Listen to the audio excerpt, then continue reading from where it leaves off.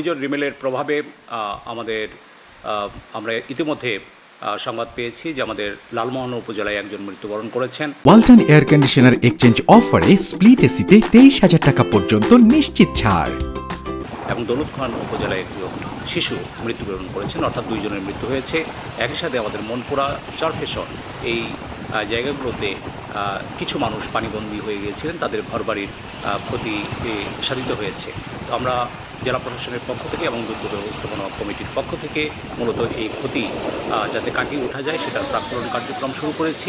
এটি আমরা মিনিস্ট্রিতে পাঠাবো এবং একই সাথে আমরা স্থানীয়ভাবে যাতে এই ক্ষতিকে কমিয়ে আনা যায় সেটার জন্য আমাদের সমন্বিত কার্যক্রম।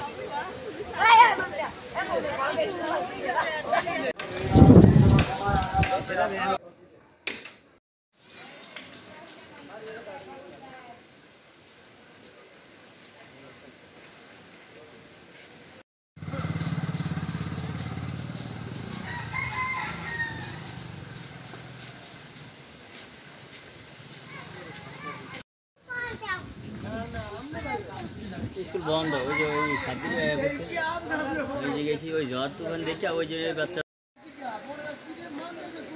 বন্ধ না।